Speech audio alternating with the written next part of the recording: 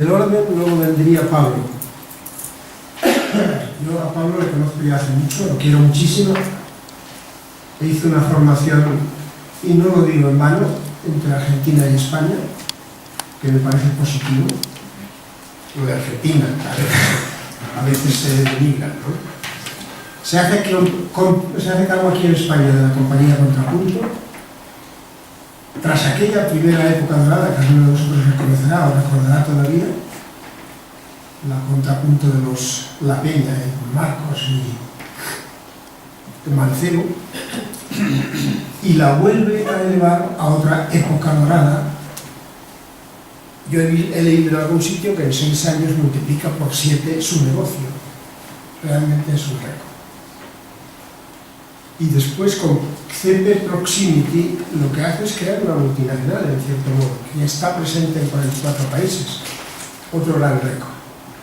Y el hombre va y no se detiene. Lo que hace es abandonar la red BBDO y organizar su propia agencia, la Shackleton, a finales de los 90. Sin duda lo que querría es enfrentar las nuevas realidades publicitarias de las que aquí podemos hablar, libre de ataduras de las multinacionales. Esto no lo ha contado Félix. Y el éxito de su Shackleton parece que otra vez le está dando la razón a su presidente, a Pablo.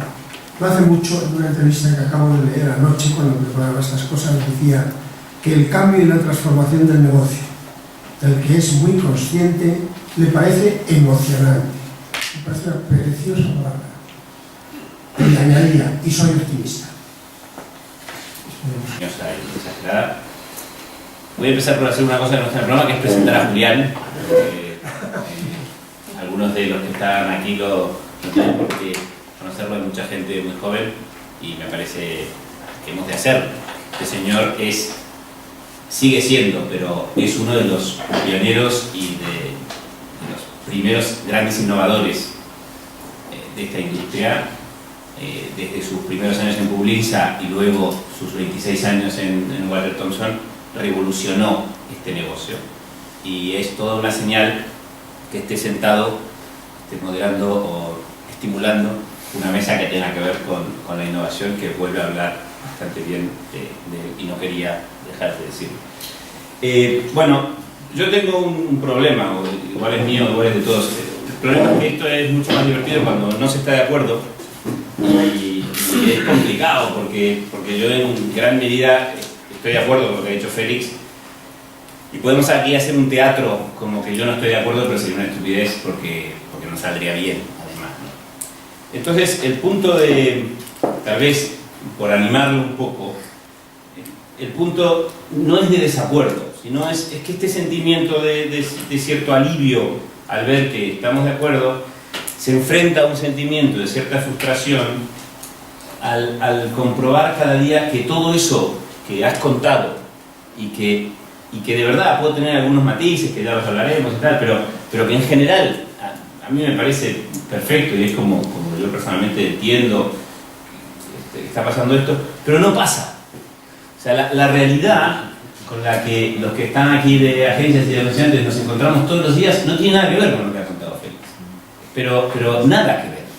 O sea, la realidad es que los briefings no son problemas, que los anunciantes no son empresas y que todo eso que tú has contado no pasa, ¿no?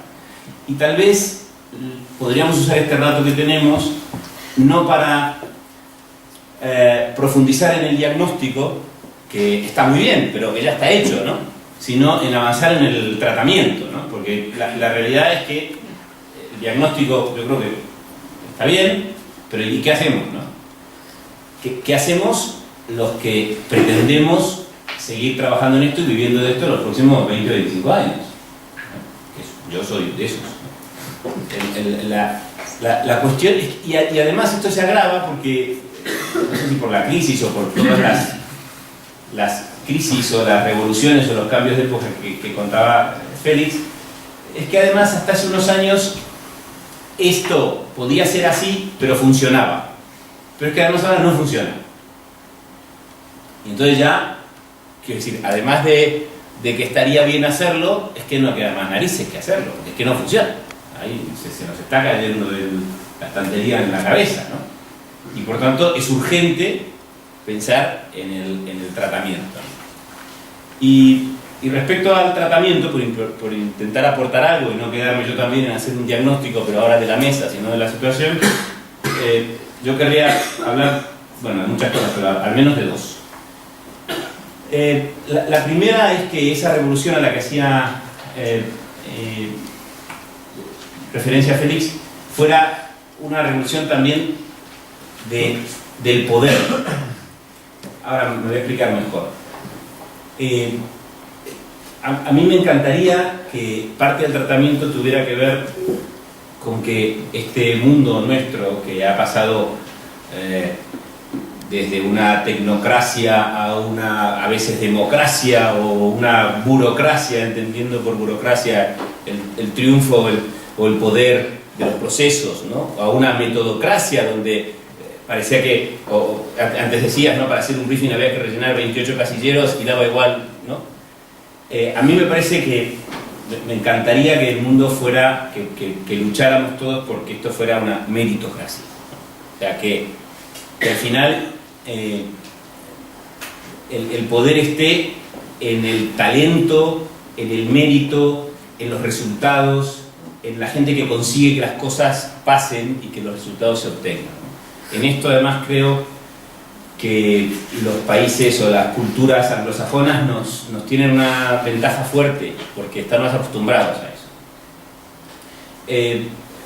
Sé que suena un poco esotérico lo de la meritocracia, pero si lo analizamos desde el día a día veréis la cantidad de veces en el proceso de trabajo que no triunfa el mérito, que triunfa todo lo demás, que triunfa pues las influencias, los métodos, los procedimientos, los burócratas, pero no el mérito, no que las cosas sean buenas o que el trabajo funcione o que se consigan los resultados, ¿no?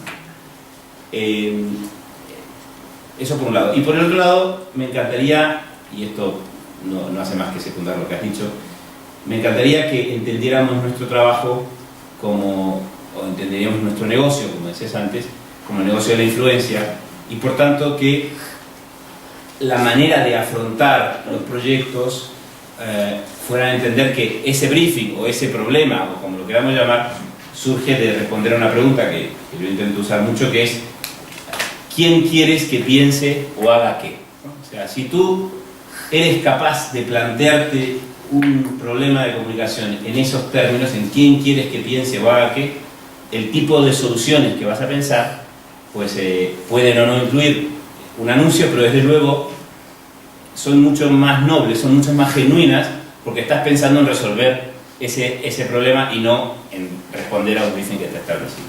Y con esto yo empiezo y luego...